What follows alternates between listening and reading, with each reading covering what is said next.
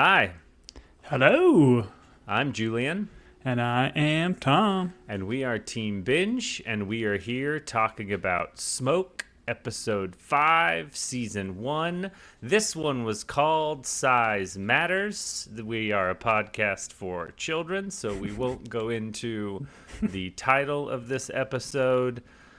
Tom, this was a long one. We approached an hour, which I was fine with, and we advanced some storylines in light of our recent discovery in terms of there being maybe a unreliable narrator and what is actually going on with Goodson.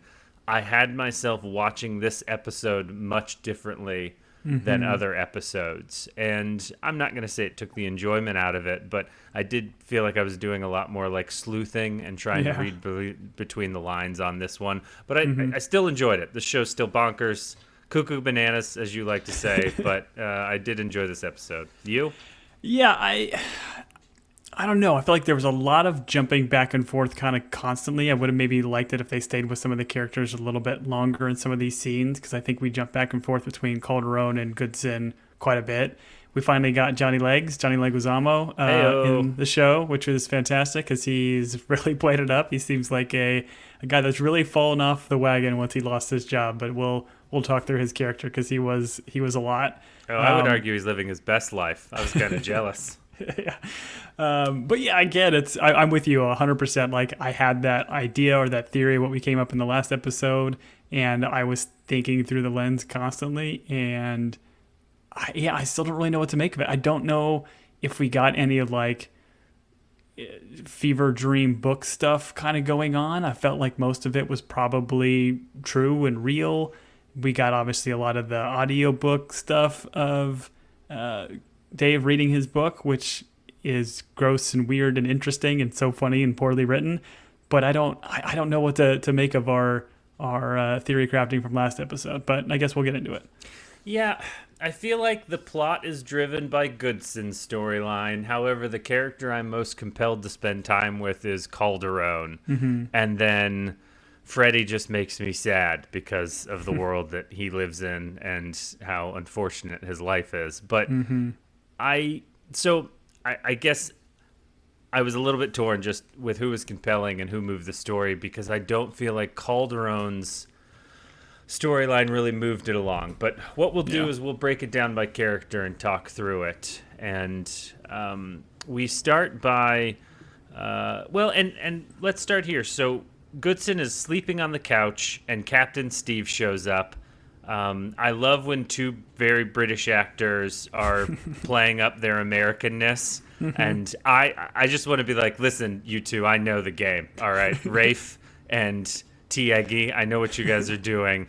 T. Eggy's British, right? Yeah, because he was the Kingsman, so definitely British. So this rant all makes sense. Anyways, Captain Steve shows up. We get this weird, like, hey, make me some coffee there, investigator. Oh, I never touched the stuff. But during this conversation, Goodson says, I'm headed to a convention. And Captain Steve's like, really? Well, there's an arson where there are two oddly shaped foot arsonists on the loose. So that means the hotel scene with the woman, all of that is just in his head, right? Because that would have been the hotel he would have been at for the convention. So that did not happen. That's a good point. I didn't necessarily think about that. Like, yeah, if he didn't go to the convention yet until like this episode, yeah, maybe that is a little bit of a hint or clue. But like, I don't know why like Captain Steve, he just comes in really hot, and I don't know if it's the jealousy of him being with Calderon, because he does that weird thing where he like takes her lip gloss and weirdly puts it on. Well, first off, he doesn't know whose lip gloss it is. He sees a lip gloss and uses it. So I think the show is like, hey, he knows this is Calderon, but as an audience member, I'm like, bro, that could be anyone's lip gloss. And I know bars of soap, you can't get germs on bars of soap, so that's why you can share bars of soap. That's why hotels just leave them there and you can use whichever one you want. It's the same thing, I believe, with lip gloss. And then the other thing is trying on swimsuits in a department store. Those three things, no germs get transferred on. Okay, but yeah, that's fair, because He pulls. No, I'm okay with that. I think Sure. that all makes sense. Because they do this by showing him pull her like name badge thing or whatever on the desk, so then he knows it's her. But yeah, I'm kind of with you. It was all weird. But like, I don't know why he's coming in so hot. If he's just a jerk, if he just hates fire because he's a cop, I don't know. Because even the next scene when he's talking to the fire chief and Harvey, like they're going at it pretty hard too. Right. My understanding is it was first a jealousy thing, and he's trying to figure out whether or not Goodson and Calderon have developed feelings or are shipping each other or have caught feelings. I don't know what the kids are saying these days. Are betrothed to be married, I think is the new slang. But I love this. Well, it feels like they've met before, right? The captain and the chief, because he's like, oh, did we have a schedule on the book? And he's like, no. So they recognize each other. But then he throws a lot of shade at all of his fishing stuff, as if he's never been in his office before. So, like, is that all this? Those fishies aren't new. Like, those are old fishies. What's going on here, Captain Steve? Yeah. I couldn't help but just see that wall and then think about a range and think they should have been owls. Oh, so many owls. He's like, I caught this owl on a MEPS 5 lure. And you're like, that's not how you catch owls, sir. It's night owl fishing. Yeah. But yeah, they have a rapport. The way like Kinnear like ends the scene by like picking up the phone and then shooing him away. I was really hoping he like just talked to his secretary and was just like, hey, how was your Friday night or something? Right. As opposed to just asking for paperwork. It was funny. He's like, Christmas vacation. Get me anyone. Well, give me someone else while I'm waiting. Like, give me more Kinnear. Kinnear is dynamite in this show. He's so good. And when this guy's like, and I didn't understand, he's like pressuring him to solve the arsons, or I don't know. Is the chief dirty? Is that what's being implied? Or because Captain Steve seems like a dirty cop too. So are they all just, Tom, are all the authority figures in our world dirty? Is that what we're discovering? Are they all on tapes and in files that we're not allowed to see? What's going on here? It can all come crashing down in a second. And he's like, oh, the way he cuts him off, so good. Anyways, I would have spent 4 hours with Captain Steve, Greg Kinnear, and T. Eggy sleeping on a couch so he doesn't get in the way. But, yeah. During this, there is that quick cut where, and this is foreshadowing to the end, we have this Joy person who works at the fabric store drinking out of her glove box while I believe it looked like a beagle, as someone who has a beagle. I believe that's what that was, right? Yeah, just staring, and I feel like she felt the beagle was judging her. She had some harsh looks, and obviously kids don't drink and drive. It doesn't end up well for Joy. I didn't really know what was going on. Clearly, like the foreshadow, and we'll get to it at the end when Goodson goes by her shop and it's like on fire. But I have no idea what to make of her little super quick storyline. So sure, I guess we'll touch on it later. Sure, someone flexed their story writing. They're like, hey, here's the Smirnoff's gun of this episode so that we have it crash at the end. And that beagle wasn't judging her. That beagle just smelled food or something and wanted a piece of it. That's what that beagle was doing, Tom. Are you calling that beagle an alcoholic? I'm calling beagles monsters that are led by their nose. That's what I'm calling them. Untrainable, as a uncle once told me after I got the dog. All right. Let's talk Freddy real fast because I don't want to weep, and I just really feel terrible for this guy. I don't know why I do. He's now a murderer, maybe a couple of times over. Honestly, if you're murdering people with arson, they don't just put Calderon and T. Eggy on your case. This is like a manhunt. But anyways, Freddy finds out he didn't get the job. This was a surprise to all of us. Tom, I guess, was this the biggest time you gasped during this episode when Freddy said, I'm not the new manager? I didn't get the job. Oh, that was just so like heart-wrenching because like you assume he already knows at this point, but no, he gets introduced to the new manager as how he finds out. It's just rough. And the new manager's like, all right, you just learned to shave. That's great. I would not pick bloody toilet paper off of someone's head if my life depended on it. It's like, oh, it's bleeding more now. Forgive me. Let me just put that back. This leads to Freddy's kind of hard downward spiral, and we're intercut with him staring. I mean, like a zombie in the cook's area, and then the hairdresser shows up. And is she supposed to be terrified of him? Like, why is she showing up at this place of business if she's like nervous of his temperament and being around him? Don't you just avoid Coops? I mean, Coops is a chain. There's probably one, a mile and a half away. Yeah, I think I mentioned this in the last episode, right? When she locked the door in front of him when he was kind of being creepy, asking for the haircut. Like, I don't get her relationship with Freddy here. Why go back? But as Freddy's like staring into the fry oil, I almost feel like his reflection changes and turns into the interviewer. And they do this thing here in the end, or this next scene where they think is it going to be the hairdresser he's burning on fire, or is it the hiring official? Sure. From Coops, I feel like it was pretty clear it was always going to be the hiring official dude. But I do want to mention, though, man, this Coops, it must be delicious because it is very expensive. She orders French toast sticks, a coffee, and some tater tots. It was $17. That's just highway robbery. Yeah, well, you're rounding up. It was some 16 something and some change, but she probably rounded up for charity like a nice person. I never do. I always round down.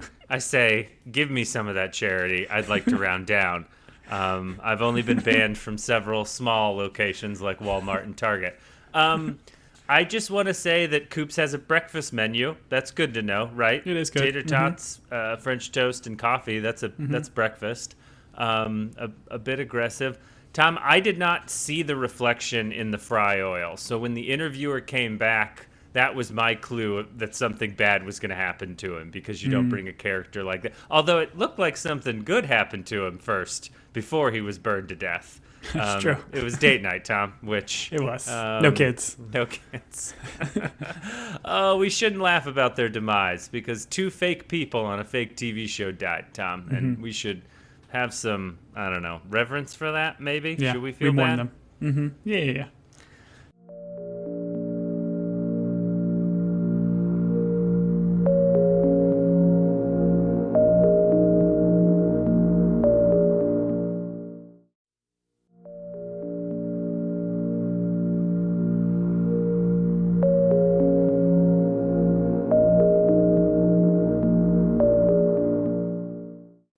We have Freddy's moment where he has this giant duffel bag full of all of these. He's gasoline, right? He's gasoline. The other guy's potato chips. Yes.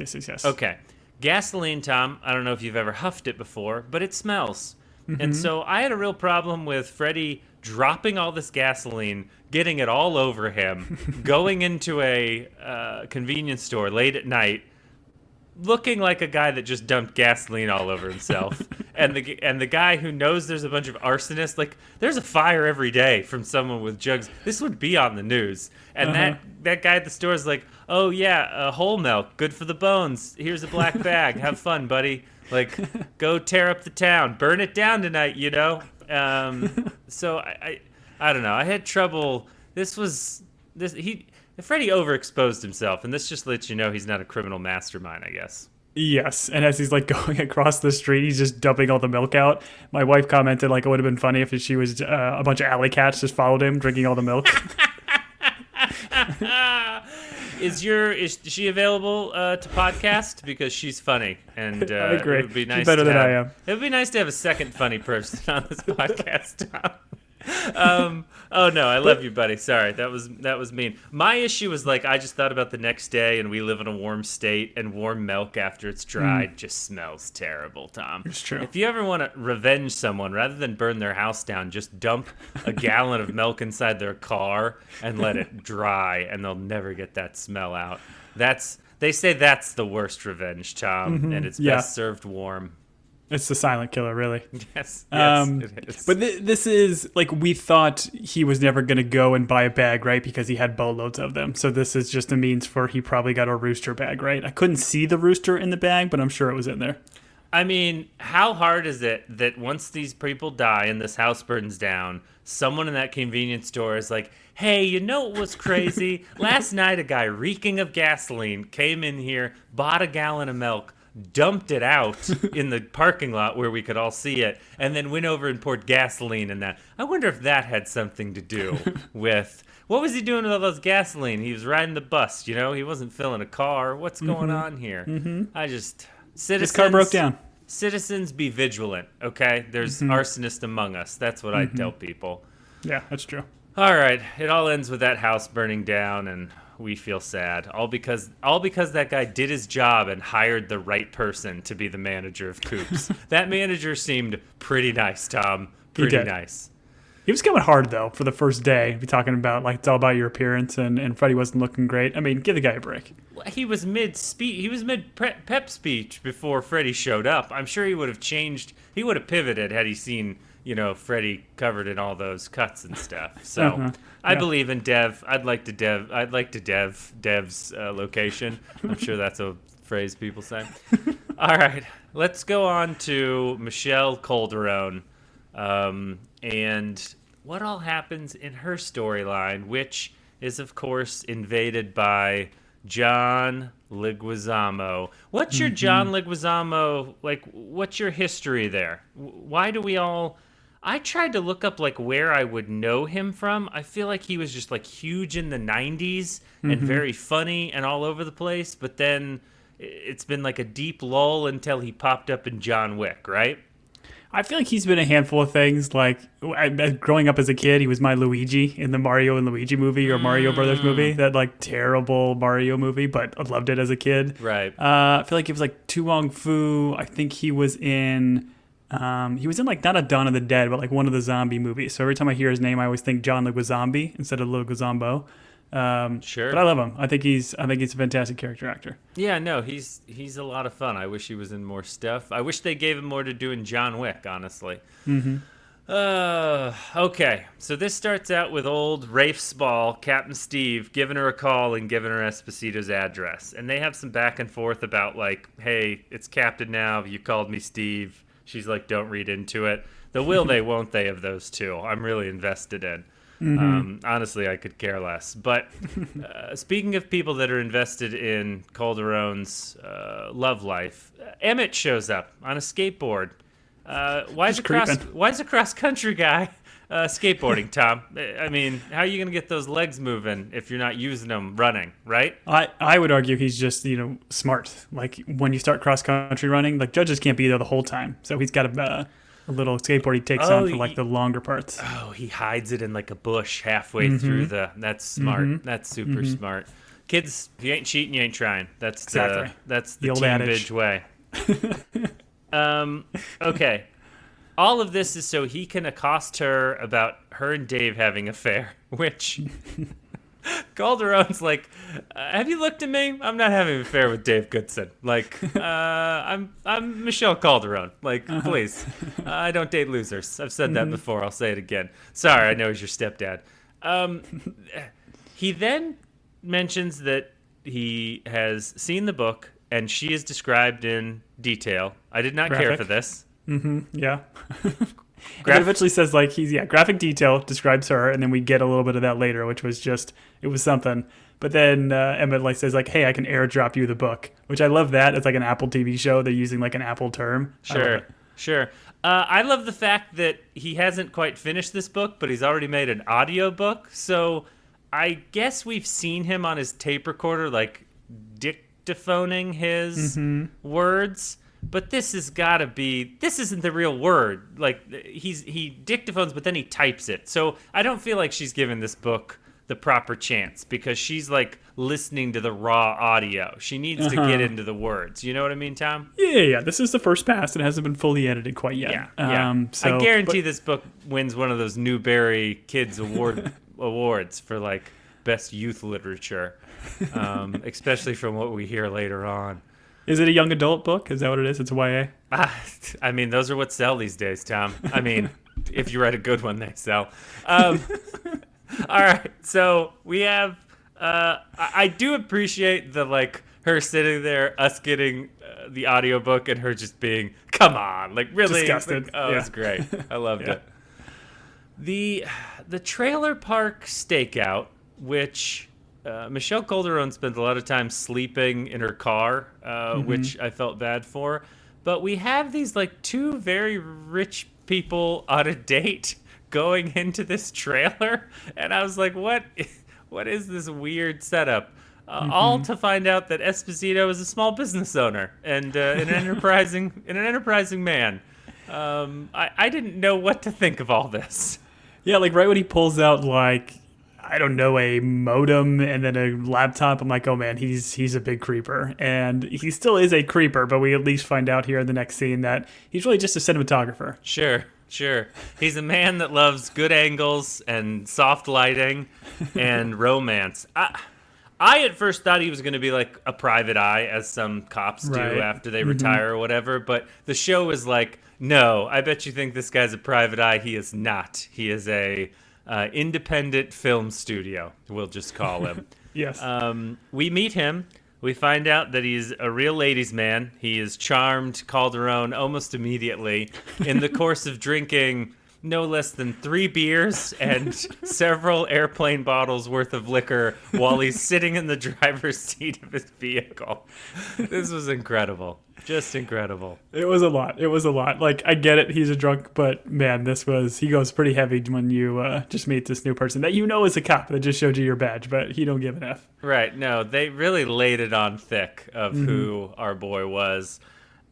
We finally get from Esposito that Dave got him fired, or he believes Dave got him fired, that he set him up. And then he goes into this, like, later on where he describes how Dave adjusted the trigger pull on his gun, and that's what led to the shooting. And I love that Calderon came back and she's like, yeah, but like, why was your finger on the trigger? What were you doing? I felt this was poor writing on the show's part, just to kind of yada yada, unless they go in deeper and we find out what actually happens. They laid it on really weird here. He's like, oh, he adjusted my trigger. And then they show this video of him arsoning a trailer. And he like blames Dave because there were dogs inside, or the sound of dogs. Why was he lighting the trailer on fire? I don't understand. Like, yeah, they do this thing where it almost makes it seem like it was an initiation or something. It's like, oh, you're going to learn about how fire burns, so go ahead and light this empty trailer. But like, how would you not know that there are dogs in there? Like, just walking up to a trailer, I would imagine there would be a bunch in there. Like, I don't know what to make of this. This was all just, like, hard to watch. And the guy had, like, pictures of the dogs, like, in his house in, like, a little shrine. Like, this was a lot. This was a lot to take in. Right. And the video is taken from Dave's perspective, right? It's like Dave like had talking, the camera on him. Uh-huh. I don't know. Is it like some form of blackmail? In the video, Esposito seems pretty pumped to burn that trailer until he hears the dogs barking. Then it's like, what is going on? I don't know. I found him delightful, but all over the place. I appreciated when he asked the bartender for cocaine, as one does, as one should do in polite company. You should always ask the bartender if they have any cocaine. So from that, we are also supposed to conjecture that he was not the cleanest of cops, I guess, even when he was on the force. Is that fair?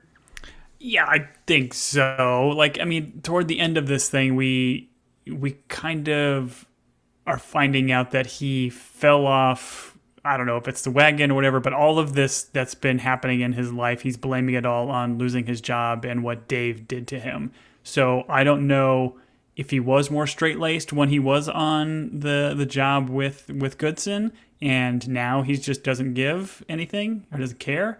I don't know, but certainly at this point in his cinematography career, he's over it all. If you can be talked into burning a trailer down while on duty while someone's filming, I don't know that you can then blame that person for your downfall or blame another person. I think you just make bad life choices. Like, hasn't he been to Goodson's class? Like, fire is chaos, even if you have a plan. Like, the tray of Swedish meatballs could light on fire at any moment, as it does later in this episode. Like, anyways, this all leads to Esposito and Calderon. He crashes out. She like sets him up like you would your drunk friend, your irresponsibly drunk friend. There are some drunks out there that are just fine sleeping on their own and they don't need any help from anybody. when they wake up, he calls her a knight, and he's like, I get you now. You're someone that, like, won't leave people behind. You take care of people. And I guess this is supposed to be them bonding? Are these two... do you see these two teaming up in the future? Because that's kind of what Esposito wants at the end, right? Yeah, and it's like, I don't know. This just seems like very showism, right? Like, Calderon's going there to, like, question the guy, but ends up, like, spending the entire day with him, staying at his house, and, like, I mean, again, it's positioning her as the good cop, which I think she is, even though she looks the other way for her brother and his rooster fighting ring. But, yeah, I don't, like, there's no way Esposito is done. I can't imagine this was, like, a guest appearance where he's only in a single episode. So maybe he's going to come back in and follow Calderon or confront Dave later. I'm not sure. Well, I very much would like to watch Esposito and Calderon drive around and be on stakeouts together because I think it would be absolutely hilarious. The end of her storyline, we have this moment where she's listening to Goodson's book, and he says something that his character is going to declare the fire an accident and blame it on the electrical. And she, like, rewinds it and clocks it. And this is more in this episode, we haven't mentioned it yet, of her, like, she's, like, on to Goodson. Like, Esposito kind of reinforces it, but she's already suspecting him. And I don't know if that's, you know, I think we kind of clocked it last episode with Emmett saying nobody knows Dave. But it feels like she is jumping on the Goodson's bad. Goodson is badson real quick, you know?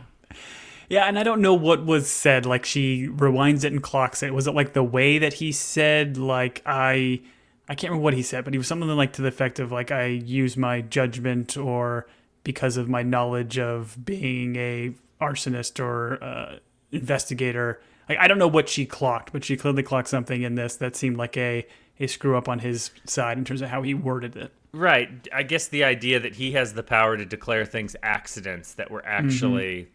and this goes back to Esposito being like, hey, I think he's an arsonist because he was always in the right place at the right time. And it just didn't make any sense. So, yeah.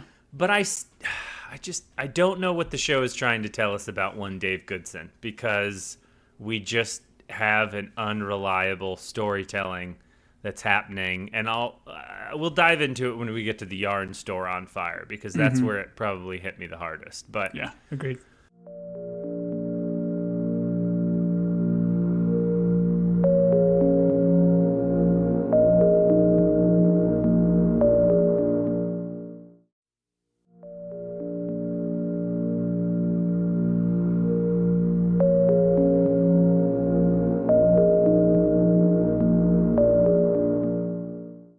Let's talk Dave Goodson. Dave Goodson, as one does, he travels to the Arsonist Investigative annual gala where they all gather in a bar and they all know each other and they, like, call him teacher. They're like, I guess, other investigators or other firefighters. And they say something in here that was so confusing because they don't go back to it in the episode. But they're like, oh, there's so-and-so. He's got his posse out. They're looking for arsonists.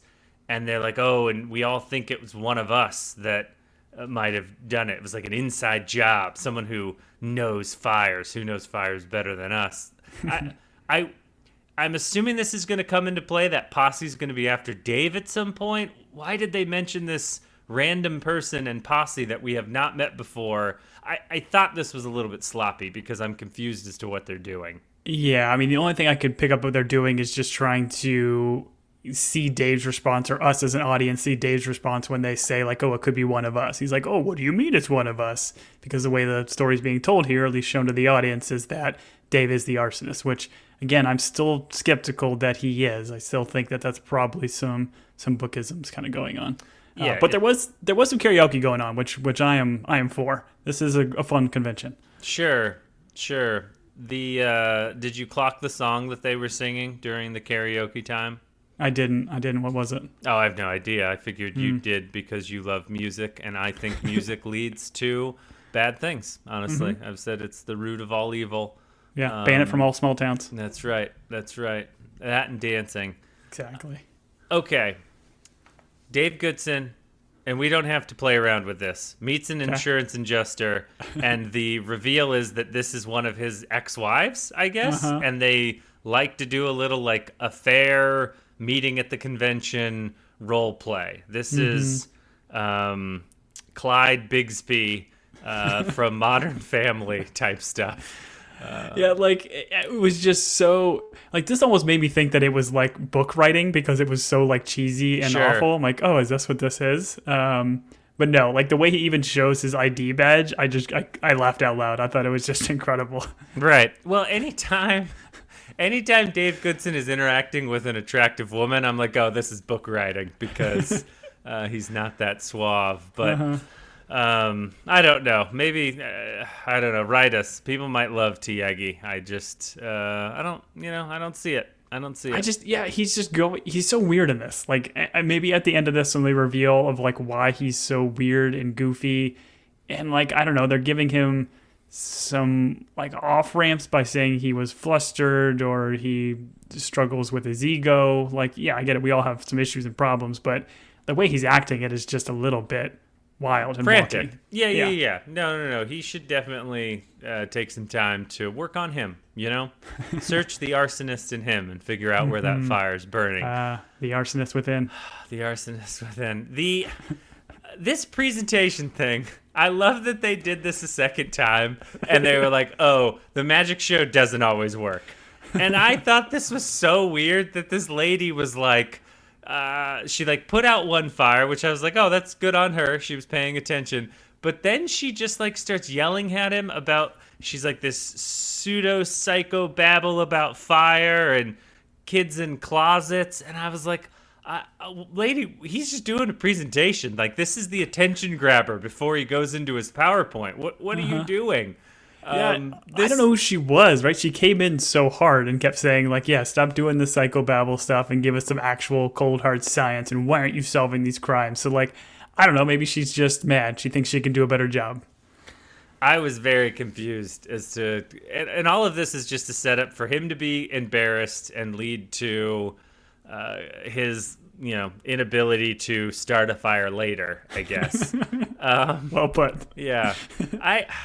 I don't know. This was like, I thought this was book stuff too, because it was so far out of left field. Like, why?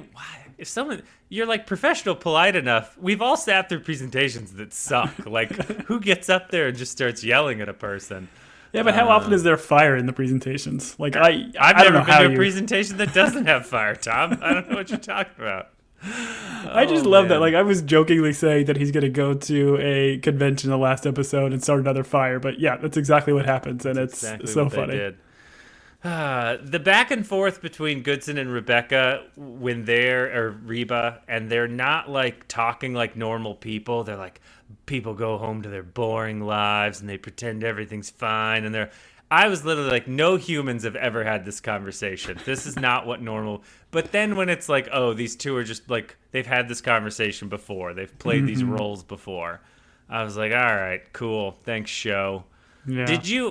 Let me ask you this, Tom. Did you know this was going to be an ex-wife, or did you just think this was a bar pickup? No, like this is we said in the beginning of the episode of like the sleuthism. Like I kept thinking like, okay, when is this going to potentially be book and when is it not?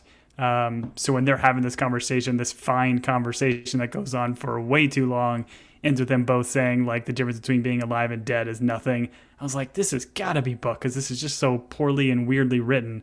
But then knowing now and finding out that it was the ex-wife, and yeah, this is all just some sort of role play that they're doing. Sure, it makes a little more sense. And sure. I don't think it's a book. I think this is true, and Dave's just a cheating creep.